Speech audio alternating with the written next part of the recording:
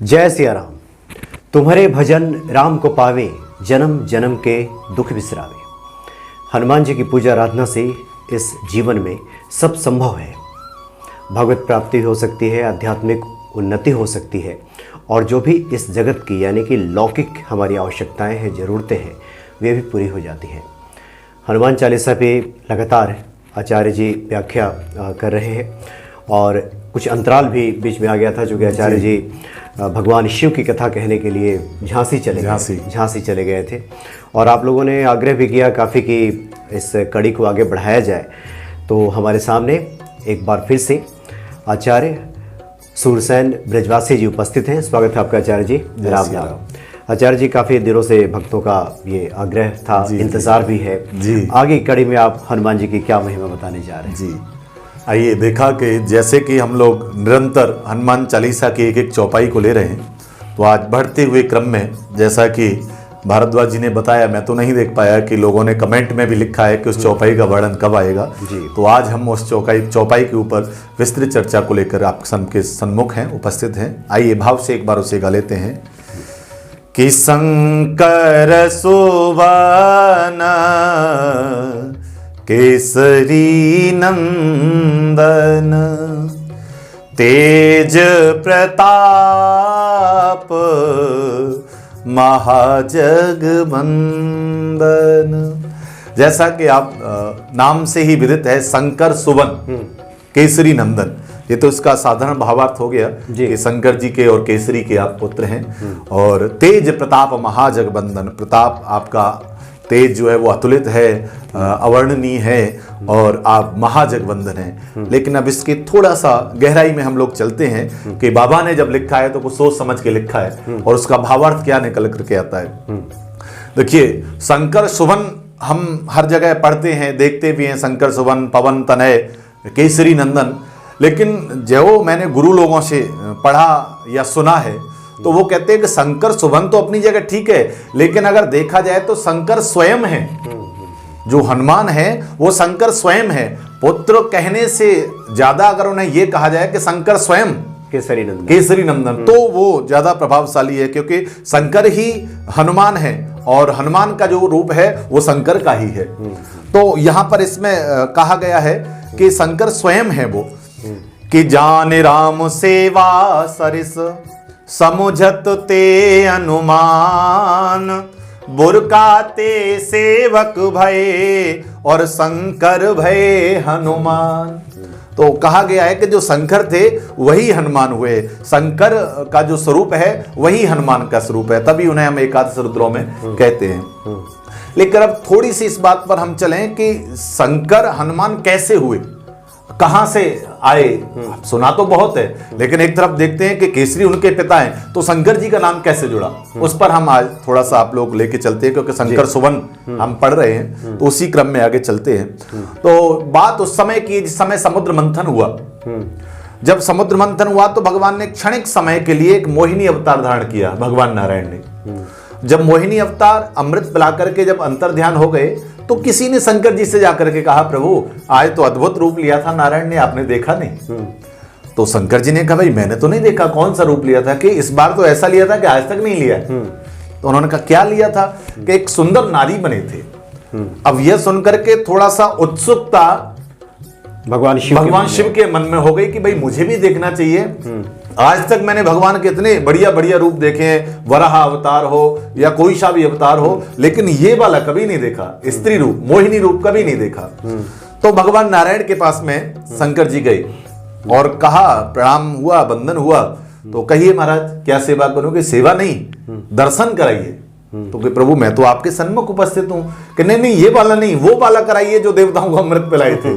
तो भगवान नारायण ने कहा कि देखिए वो उस समय की बात थी और वो हो गया, अब उसकी आवश्यकता नहीं है, और आपको तो बिल्कुल भी नहीं है, आप तो साक्षात शिव हैं, आपको क्या उसका वो, कि नहीं मुझे वो रूप देखना है। अब इसमें आप शंकर जी की लीला ही समझिए कि उन्होंने कहा कि विशेष आग्रह किया, मुझे आप वो रूप दिखाइए। भगवान ने कहा चलो ठीक है, एक बढ़िया सा उपवन वहां बैकुंठ के अंदर, और उसके अंदर भगवान शंकर विराजमान हैं। और उसी समय शंकर जी ने देखा कि सामने एक से बहुत सुंदर सी सुकुमारी और लटा की जो लता पता है उनकी ओट में दिखाई दे रही है। तो शंकर जी थोड़ा सा और लालायित हुए उसे देखने के लिए, और जब सामने जाकर के देखा तो भगवान नारायण मोहिनी रूप में अवतरित हो चुके थे। तो उन्हें देख करके वो मंत्र मुग्ध, अच्छा, हाँ, शंकर जी हो गए उस रूप को देख करके, क्योंकि नारायण ने स्वरूप लिया था। और जब भगवान का जो कोई भी स्वरूप है तो स्वाभाविक है कि जो उनका प्रेमी है, क्योंकि राम के प्रेमी शिव हैं, तो उनके स्वरूप को देख करके वो आनंदित हो गए। और जैसे जैसे वो मोहिनी स्वरूप भगवान करने लगे वैसे वैसे ही भगवान शंकर जी करने लगे, क्योंकि वो तो स्वयं तांडव करने वाले हैं। और जैसे जैसे मोहिनी स्वरूप नृत्य करने लगा वैसे वैसे ही भगवान शंकर जी नृत्य करने लगे। और ऐसा होते होते जैसे ही शंकर जी पास में गए और स्पर्श किया, जैसे ही शंकर जी ने स्पर्श किया मोहिनी स्वरूप का, लीला बस उसी समय उनका जो तेज था वह स्खलित हो गया। वीर का स्खलित हुआ और तेज का स्खलित हुआ, और उसी समय भगवान नारायण प्रकट हो गए और कहा कि प्रभु मैंने आपसे पहले ही कहा था कि आप इस स्वरूप को मत देखिए। तो शंकर जी ने कहा नहीं नहीं, मुझे यह स्वरूप देखना था, और इसमें भी कोई ना कोई लीला है। ये जो कार्य हुआ है ये लीला बस हुआ है, क्योंकि भगवान शंकर तो स्वयं काम को भस्म करने वाले, अगर ऐसा कुछ हो रहा है तो वो लीला बस हो रहा है। तो उस समय भगवान नारायण ने सप्तऋषियों को आज्ञा दी, और सप्तऋषियों ने उसको जो स्खलित स्वरूप था उसको एक वट पत्र में स्थापित किया। और उसी समय उसी दरमियान अंजना पर्वत के ऊपर पर अंजनी मां तपस्या कर रही थी कि मुझे एक अद्भुत प्रताप वाला और तेज वाला पुत्र चाहिए। उसके लिए वहां वह शंकर की भगवान की तपस्या कर रही थी। अंजना जो है वो गौतम जी की पुत्री हैं, अहिल्या की पुत्री हैं, गौतम अहिल्या दोनों की पुत्री हैं। तो वो अंजन पर्वत पर ये तपस्या कर रही थी। तो सप्तऋषियों के माध्यम से भगवान शंकर ने कहा कि आप इसको ले जा करके वहां अंजना को प्रदान करिए, क्योंकि अब प्रभु जो अवतार लेने वाले हैं उस अवतार में जो विशेष सहायक की भूमिका कहिए या आप उनके सेवक की भूमिका कहिए, उसमें जो स्वरूप देना, उसके लिए इस समय इसका अंजनी पर्वत पर अंजना के पास पहुंचना आवश्यक है। तो उस समय भगवान शंकर बाबा भोलेनाथ की कृपा से उस वीर को और अंजना के पास पहुंचाया गया। तो वो तो समाधिस्थ थी, तो कर्णपुट के माध्यम से, कान के माध्यम से और पवन के वेग से, पवन पुत्र कहा जाता है ना, तो इसलिए कहा जाता है कि उस स्वरूप को अंदर पहुंचाने के लिए पवन का सहारा लिया गया और उस पवन के माध्यम से उस स्वरूप को अंदर स्थापित किया गया। तो इसलिए शंकर स्वयं कहा जाता है, शंकर सुवन कहा जाता है, क्योंकि भगवान शंकर का जो औरस था उसी के माध्यम से हनुमान जी का प्रादुर्भाव हुआ, हनुमान जी का प्राकट्य हुआ। तो इसलिए शास्त्रों में कहा गया कि शंकर सुवन केसरी नंदन, केसरी चूंकि उनके जो अंजना थी उनके जो पति थे उनका नाम केसरी था, तो जाहिर सी बात है कि उनके द्वारा अगर पैदा हुए हैं तो वो केसरी नंदन कहलाएंगे। जिस प्रकार से कि आप पांडवों को देखिए, पांडुपुत्र हम लोग कहते हैं, और पांचों में से अगर देखा जाए तो कोई भी एक भी पांडु के माध्यम से नहीं है, सब देवताओं के माध्यम से हैं। किसी के लिए इंद्र आए, किसी के लिए धर्मराज आए, किसी के लिए पवन आए, किसी के लिए अश्विनी कुमार आए, तो ये सब अलग अलग, भगवान सूर्य भी आए। तो ये जो है वो प्रभु के पिछले वाले स्वरूप से अवतरित सारे स्वरूप हैं, लेकिन अगर लौकिक दृष्टि से देखा जाए तो हम उन्हें पांडुपुत्र ही कहते हैं, क्योंकि लौकिक पिता तो वही, हाँ, लौकिक पिता वही थे। तो ठीक उसी प्रकार से अगर हनुमान जी को देखा जाए तो लौकिक स्वरूप में वो केसरी नंदन ही है, क्योंकि भगवान शंकर के स्वरूप से हैं वो, इसलिए उन्हें शंकर सुवन कहा गया। और पवन के माध्यम से उन्हें अंदर पहुंचाया गया, पवन की उसमें सहायता ली गई, इसलिए उन्हें पवन तनय कहा जाता है। और देखा जाए तो तीनों का ही स्वरूप इनके अंदर समाहित है, तीनों का जो शक्तियां हैं या तीनों का जो विशेष प्रभाव है वो इनके स्वरूप में देखने को मिलता है हमको जी। अब किसी भी व्यक्ति से आज के समय में अगर कोई कह दे कि भाई तुम्हारे तीन पिता हैं, तो व्यक्ति बौखला जाएगा, है एकदम से क्रोधित हो जाएगा, गुस्सा करेगा, ऐसे कैसे कह दिया मुझसे। लेकिन हनुमान जी सहर्ष इस बात को स्वीकार करते हैं कि मेरे तीन पिता हैं। अगर ये तो हुआ लौकिक स्वरूप, अगर इसको आध्यात्म दृष्टि में हम जाएं तो ये तीन पिता कौन है? हर व्यक्ति के तीन शरीर होते हैं आध्यात्मिक दृष्टि से। एक जो शरीर होता है वो स्थूल शरीर है, जैसे हमारा और आपका है। दूसरा एक शरीर होता है उसको सूक्ष्म शरीर कहा जाता है। तीसरा जो होता है वो कारण शरीर होता है। अच्छा। कारण शरीर मुख्य होता है, कारण शरीर के माध्यम से जीवात्मा एक जगह से दूसरी जगह जाकर के जन्म लेता है, वो कारण शरीर होता है। तीनों स्वरूपों को हम इस तरह से समझ सकते हैं कि स्थूल स्वरूप को हर किसी को दिखता है, स्थूल शरीर जिसके नाम से बोलते हैं चलते हैं वो स्थूल स्वरूप है। लेकिन जिस समय शरीर का प्राणांत होता है तो सूक्ष्म और कारण दोनों शरीर साथ में जाते हैं। और जो भी यातनाएं मिलती हैं, जैसे आपने सुना होगा, जैसे हम लोग भी देखते हैं, पढ़ते हैं, सुनते हैं, तो कहा जाता है कि नरक में यातनाएं मिल रही हैं या स्वर्ग में सुख मिल रहा है। तो वो किसे मिल रहा है? शरीर तो यही रह गया। तो वो जो सुख और दुख मिलता है वो आपके सूक्ष्म और कारण शरीर साथ में होता है। तो जो भी यातनाएं या जो भी सुख मिलता है वो आपके सूक्ष्म शरीर को प्राप्त होता है, और उसके मूल में सूक्ष्म के अंदर भी जो बसा हुआ है वो कारण शरीर है। तो इन जब तीनों शरीरों का जब संयोग होता है तभी व्यक्ति पृथ्वी पर आगमन होता है। इसके अंदर तीनों शरीर विद्यमान होते हैं, सूक्ष्म, स्थूल और कारण। तो स्थूल स्वरूप कि जो भौतिकवाद है वो स्थूल स्वरूप में दिखाई देता है। कभी कभी आपने देखा होगा कि हम स्वप्न देखते हैं और स्वप्न में अपने आप को, कभी आपने ध्यान से दिया हो तो हम अपने नाना प्रकार के स्वरूप देखते हैं। कभी आपने देखा होगा स्वप्न में ही हमें परेशानी हो रही है, पीड़ा हो रही है, कोई दंड मिल रहा है और हम उससे भयभीत हो रहे हैं, और भयभीत हो रहे हैं तो आप देखिए कि जागृत अवस्था में हमारे पसीने आने लगते हैं कई बार। तो ये उस सूक्ष्म स्वरूप के प्रभाव से रहता है। इसमें कारण शरीर कहां देख सकते हैं हम? कारण शरीर आप ऐसे देखेंगे कि जब जब आप स्थूल स्वरूप में स्वप्न देखते हैं तो आप पाते हैं कि जब जब आप स्वप्न देखते हैं तो आपकी अवस्था के अनुसार देखते हैं। जैसे अब मैं युवा हूं तो युवावस्था के स्वरूप दिखाई देंगे, बालक तो बाल्यावस्था का ही स्वप्न दिखाई देता था, वृद्धावस्था में जाएंगे तो वृद्धावस्था ही दिखाई देगी। तो ये जो जैसी अवस्था वो दिखाई देती है वो कारण शरीर के माध्यम से हमें दिखाई देती है। तो ये जो तीनों शरीर हैं वो तीनों शरीर ही मानो उनके पिता के स्वरूप हैं। तीनों शरीरों को जो प्रदान किया गया है वो उनके तीनों पिताओं ने अलग अलग प्रदान किया है। जैसे स्थूल शरीर की बात करें तो वो केसरी ने उन्हें प्रदान किया है, क्योंकि जो भौतिक स्वरूप है उनका, भौतिकवाद में हम केसरी नंदन उन्हें कहते हैं कि स्थूल शरीर हमें उन्हीं के माध्यम से प्राप्त हुआ। लेकिन अगर सूक्ष्म शरीर की बात करते हैं तो सूक्ष्म शरीर पवन के माध्यम से, क्योंकि पवन ने उस वस्तु को और अंदर की तरफ प्रवाहित किया तो वो वहां पर उनका सूक्ष्म शरीर रहा। और तीसरा आता है कारण शरीर, क्योंकि जो मूल में कौन है वो शिव है।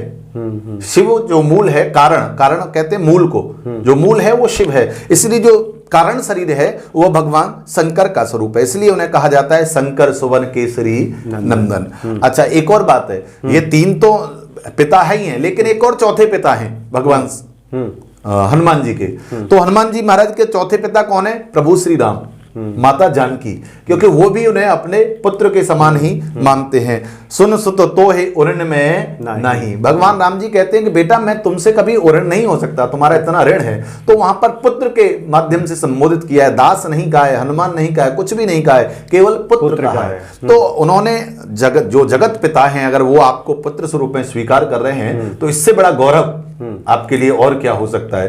तो ये जो है, इस प्रकार से देखा जाए तो भगवान हनुमान जी महाराज जो है उनके चार पिता है, तीन हमने सुने, चौथे प्रभु श्री राघवेंद्र का इनके पिता है। तो शंकर सुवन केसरी नंदन, तेज प्रताप महा जगवंदन। तो ये जो चारों पिता के स्वरूप हैं ये हम योग के माध्यम से भी समझ सकते हैं। चार पिताओं को कैसे कि ज्ञान योग होता है, योग भी चार होते हैं, ज्ञान योग, भक्ति योग, कर्म योग और चौथा होता है शरणागति योग।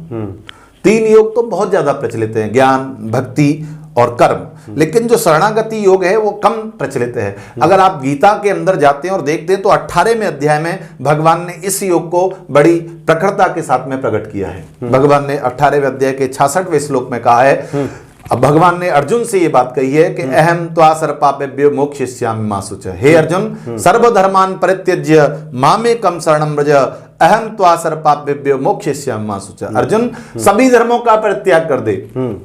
सभी धर्म, अब हम लोग संशय में पड़ जाएंगे, सभी धर्म कौन से हैं? धर्म तो हमने एक ही सुना है, एक ही धर्म है हमारा। लेकिन सर्वधर्मान परित्यज्य, भगवान कहते हैं सभी धर्मों को त्याग दे। सभी धर्म कहने का भाव है कि अगर हम भौतिकवाद से देखते हैं, स्थूल स्वरूप से देखते हैं तो पिता का धर्म अलग है, पुत्र का धर्म अलग है, पत्नी का धर्म अलग है, भाई का धर्म अलग है, समाज का धर्म अलग है, सबके साथ आपका अलग अलग है। तो भगवान कहते हैं कि इन सब संबंधों को, इन सब धर्मों को छोड़ दे। सर्वधर्मान परित्यज्य मामेकं शरणं व्रज, तू केवल मेरी शरण में आ जा। इन सबको छोड़ दे, भाई के लिए क्या करना है, बहन के लिए क्या करना है, गुरु जी खड़े हैं उनके लिए क्या करना है, पिता में खड़े हैं, सबको छोड़ दे, सबको त्याग दे। केवल तेरा एक काम है कि तू सबको छोड़ के मेरी शरण में आ जा। तो क्या होगा कि अहम त्वा सर्वपापेभ्यो मोक्षयिष्यामि मा शुचः। तो जितने भी तेरे बंधन वाले पाप हैं, जिन्होंने तुझे आज तक बंधन में बांध रखा है या जन्म मरण के चक्र में पड़ा हुआ है, क्योंकि जब तक व्यक्ति के कर्मों का लेखा जोखा रहता है तब तक वह बंधन में पड़ा रहता है। जिस समय कर्म न्यून हो जाते हैं, बिल्कुल शून्य हो जाते हैं, उस समय व्यक्ति इस धराधाम को छोड़ करके प्रभु के स्वरूप में समाहित हो जाता है अथवा बैकुंठ में निवास करता है। तो ये चौथा वाला शरणागति वाला स्वरूप है। तो ज्ञान योग के स्वरूप में अगर हम देखें तो पिता का स्वरूप कौन है? प्रभु श्री राम है। स्वयं साक्षात वह ब्रह्म स्वरूप है, साक्षात स्वयं वो ज्ञान स्वरूप है। तो पिता का स्वरूप प्रभु श्री राम को देखा जा सकता है ज्ञान योग के माध्यम से। अगर कर्म योग की बात करें तो पवन को आप ले सकते हैं, वायु को है। आप देखिए, हम कोई भी व्यक्ति कितने समय तक कर्म करता है? कोई 10 घंटे, कोई 15 घंटे, कोई 20 घंटे। कुछ देर तो व्यक्ति सोता ही है 24 घंटे में से। 4 घंटे सोए, कोई 2 घंटे सोए, कोई 6 घंटे सोए, लेकिन सोता अवश्य। उस समय वह कर्म शून्य होता है। उस समय उसका स्थूल शरीर जो है वह शून्य रहता है, चाहे सूक्ष्म शरीर काम करे चाहे कारण शरीर काम करे, लेकिन स्थूल उसका शांत रहता है। तो पवन जो है आप उसे देखिए तो वो निरंतर कर्म करती है, उसमें कहीं कोई न्यूनता या शून्यता नहीं है। प्रतिक्षण उसका प्रभाव चलता रहता है, क्योंकि अगर उसका शायद अगर 2, 4, 10 क्षण भी समाप्त हो जाए पवन का स्वरूप, तो हम लोगों का जीना मुश्किल हो सकता है। तो ये जो स्वरूप है, जो कर्म योग है, वो पवन के माध्यम से प्राप्त हुआ है। तीसरा आता है भक्ति योग। भक्ति योग में भगवान शंकर स्वयं विद्यमान है, क्योंकि भगवान शंकर जैसी भक्ति कोई नहीं कर सकता है। भगवान शिव के 2 ही काम हैं।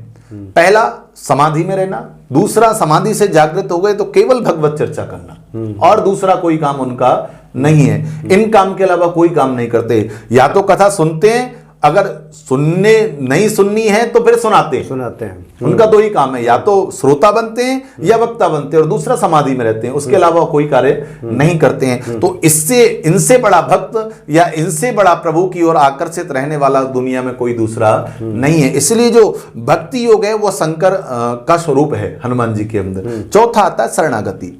शरणागति को देखें तो आप वो केसरी नंदन के अंदर आता है, बानर के रूप में आता है। वो कहते हैं असमय अधम सखा सुनो मोहू पर रघुवीर। तो हनुमान जी अपने आप को अधम कहते हैं, अपने आप को निम्न कहते हैं, अपने आप को छोटा कहते हैं। तो ये जो स्वरूप है वो केसरी का स्वरूप है।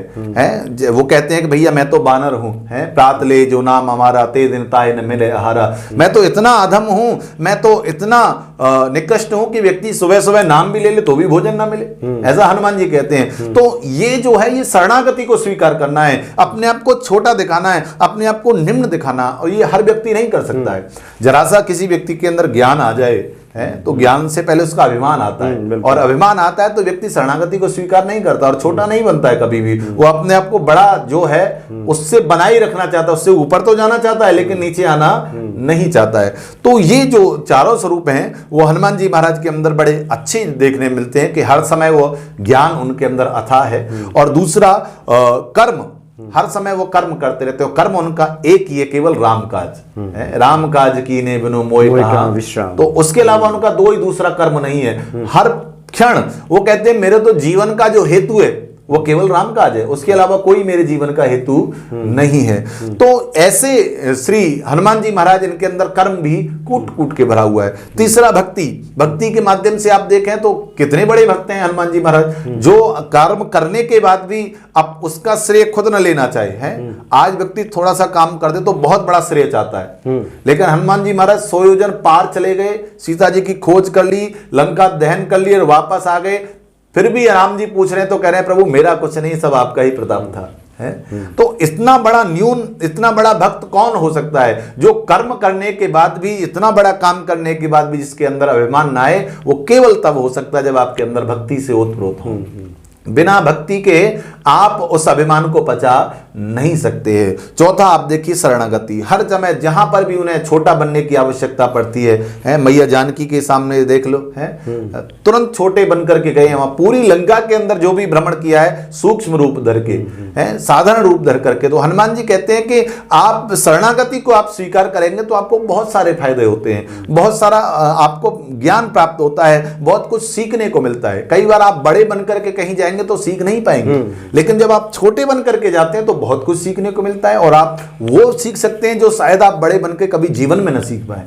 तो ये चारों इनके अंदर विद्यमान है। दूसरा आता है तेज प्रताप महाजगवंदन। तो तेज प्रताप अर्थात जिनके तेज का इतना प्रताप है कि चारों दिशाओं में फैला हुआ है। देखिए, जो तेज होता है वह 3 प्रकार का होता है। एक होता है तामसी, तामसिक तेज, दूसरा होता है राजसी, राजसिक तेज, और तीसरा होता है सात्विक, है जिसके अंदर कोई भी इधर उधर की बातें नहीं है। तो तेज कहते हैं, आप किसी भी व्यक्ति को हम देखते हैं तो कहते हैं बड़े भाई बड़े सुंदर दिख रहे हो तुम तो, हैं और तेज झलक रहा है तुम्हारे अंदर, तो वो भी हम उसे स्वरूप को तेज देखते हैं, तो उसे हम राजसी स्वरूप कहते हैं। हमने थोड़ा बहुत इधर उधर गए, ब्यूटी पार्लर गए, वहां गए, यहाँ गए, ये कराया वो कराया, और हमारे अंदर वो ग्लो दिखने लगा। तो कितने समय के लिए, क्षणिक समय के लिए, घंटे 2 घंटे 4 घंटे के लिए, तो वो जो तेज है उसको राजसी तेज कहा जाता है? वो आपने बनावटीपन से तैयार किया गया है, वो आपका नेचुरलिटी नहीं है। दूसरा है तामसी।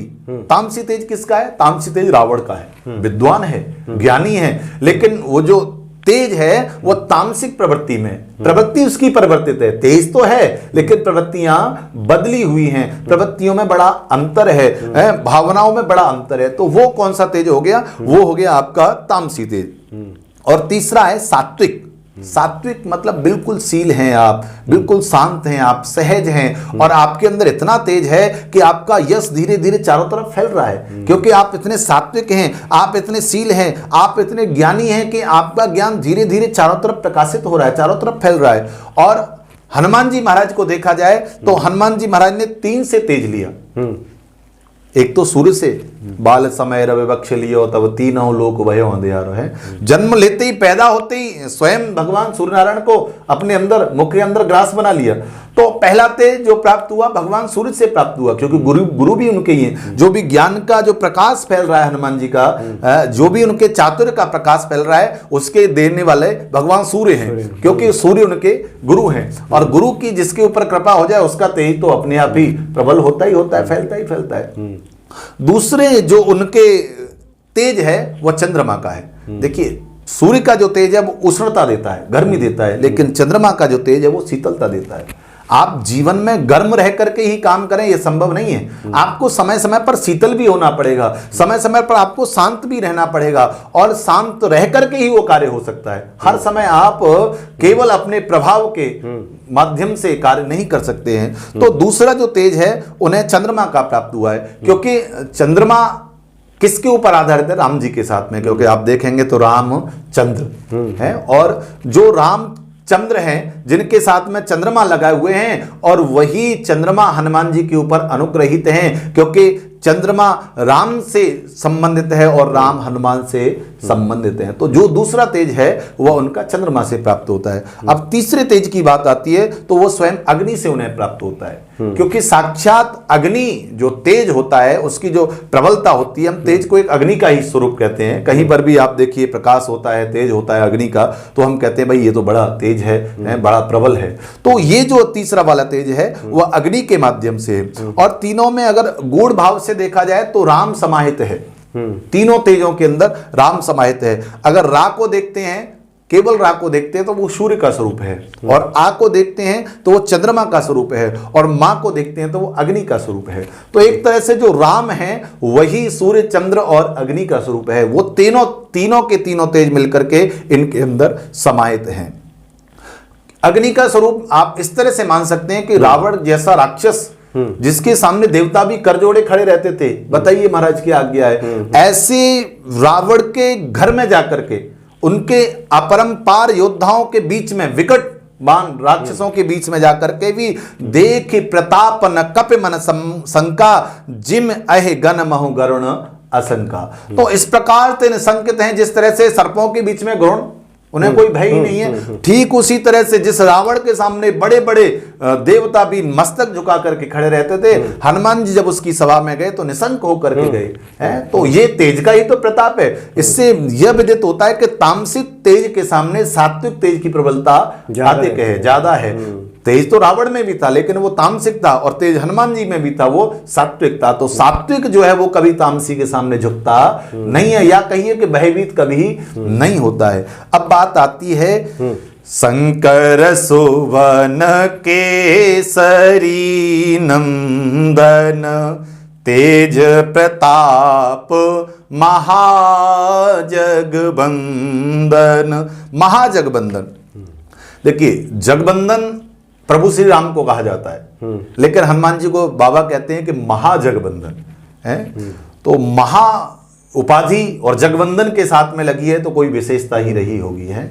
जब तक आप कोई ऐसा कार्य नहीं करते तब तक आपको कोई ऐसी उपाधि नहीं मिलती है। जब कोई आप ऐसा कार्य करते हैं, महान कार्य, तब आपको उपाधियों से अलंकृत किया जाता है। यहां पर स्वयं महावीर बाबा को कहा जाता है, महावीर बिन बहु हनुमाना राम जास जस आप बखाना। इतना प्रबल प्रभाव है कि भगवान स्वयं राम जिसके यश को गान कर रहे हैं, देवता राम जी का यश गाते हैं और राम जी हनुमान जी का यश गाते हैं। तो महाजगबंध होने के लिए अगर मोटा मोटा देखा जाए तो 4 चीजें होनी चाहिए। अगर 4 चीजें आपने अपने अंदर समाहित कर ली तो आप महाजगबंधन कहलाएंगे और हनुमान जी कहलाएंगे आप। उसके लिए क्या है, सबसे पहले संजीवनी है। केवल और केवल हनुमान जी ऐसे थे जिन्होंने संजीवनी की खोज की। संजीवनी को देखा जाए तो हम औषधि कहते हैं। औषधि का जो स्वरूप है वही संजीवनी का स्वरूप है। और औषधि को अगर और थोड़ा ध्यान से देखा जाए तो जो भी हम खाते पीते हैं, हमारा जो भोजन है वो औषधि है हमारे शरीर के लिए। अगर वो समय पर हमें भोजन नहीं मिलेगा तो हमारा शरीर नहीं चलेगा। तो शरीर को चलाने के लिए वो भोजन रूपी औषधि आवश्यक है, स्थूल शरीर को चलाने के लिए। अगर आप वो समय पर नहीं लेंगे तो आपका शरीर नहीं चलेगा। तो पहली बात तो ये है कि आपके लिए अन्न की शुद्धि होनी चाहिए है। तो आपको जो औषधि जिसकी आप खोज कर रहे हैं वो एकदम सात्विक होनी चाहिए है। आपका अन्न दूषित नहीं होना चाहिए। आप केवल और केवल उतना उसको ग्रहण करिए जिससे आप भगवतमय बन सकें और आपका भक्ति मार्ग प्रबल होता रहे। तो पहली जो खोज करनी है वो आपको बनाना है, अपने आप को संजीवनी की खोज करनी है, अर्थात सात्विक प्रवृत्ति के अंदर अन्न की खोज करनी है। दूसरा, आपको अगर महाजगबंधन बनना है तो आपको सीता की खोज करनी है। सीता शांति है। और ये रावण हर आपके जीवन में शांति का हरण हर कोई रावण कर रहा है। शांति का हरण न जाने कौन कौन कर रहा है। आप सुबह से एकदम ठीक थे, किसी की एक कॉल आई और आप अशांत हो गए, आपकी शांति का हरण हो गया। तो पग पग पर यहां पर शांति का हरण हो रहा है। तो आपको शांति की खोज करनी है कि वो हमें मिलेगी कहां, जिसका लोग हरण कर रहे हैं। तो दूसरा, आपको महाजगबंधन होना है तो आपको शांति की खोज करनी होगी। तीसरा अगर आपको महाजगबंधन होता है तो आपको विभीषण जैसे शरणागत की खोज करनी होगी है। तो अगर एक स्वरूप से देखा जाए तो विभीषण जो है वो मार्गदर्शक है हनुमान जी का है। हनुमान जी को उसने बताया कि शांति आपको मिलेगी कहां, सीता मिलेगी कहां है। जुगत विभीषण, जुगति जो दी, वो युक्ति जो दी वो विभीषण ने बताई कि आप इस युक्ति के माध्यम से जाइए तो आपको सीता मिल जाएगी। आपको तो ऐसे शरणागत को खोजना जो कि आपको कार्य को साथ लगे। दुनिया में लोग तो आपको बहुत मिलेंगे, लेकिन ऐसे लोग जो आपके कार्य में सहायक हों उनको खोजना, ऐसे शरणागतों को खोजना जब आप प्रारंभ कर देंगे तो आपके अंदर ये स्वरूप आएगा। चौथा है राम। राम क्या है? राम सत्य है। राम सात्विक है। जो राम का भाव प्रभु पहचान पर्यो गहे चरना, अर्थात जब राम जी को पहचानने का काम किसने किया? हनुमान जी को। अर्थात आप सत्य को पहचान लीजिए। जिस दिन आप सत्य को पहचान लेंगे उस दिन आप प्रभुमय हो जाएंगे। अर्थात आपने संजीवनी की खोज कर ली, अर्थात आपने अन्न की शुद्धि कर ली, आपने सीता की खोज कर ली, अर्थात आपने शांति को पहचान लिया, आपने विभीषण की खोज कर ली, अर्थात आपने जो आपका मार्गदर्शक है, जहां आप बिल्कुल लक्ष्य के बिल्कुल नजदीक हैं और वहीं भटक रहे हैं, उसको जिसने बता दिया, वो तीसरा और चौथा प्रभु स्वयं श्री राम, स्वयं सत्य की आपने खोज कर ली तो आप महाजगबंधन कहलाएंगे। तो ऐसे श्री हनुमान जी महाराज के चरणों में हम बार बार प्रणाम करते हैं, बार बार बंधन करते हैं। जी आचार्य जी, काफ़ी आपने अद्भुत व्याख्या की है और काफ़ी विस्तार से ये बातें बताई हैं। और हम समझते हैं और हमारा ये पूरा विश्वास है कि इस अद्भुत व्याख्या को सुनने के बाद हनुमान जी के प्रति, हनुमान जी के चरणों के प्रति हमारा जो अनुराग है वो बढ़ेगा। बहुत बहुत धन्यवाद आपका आचार्य जी। जय सिया राम। जय सिया राम।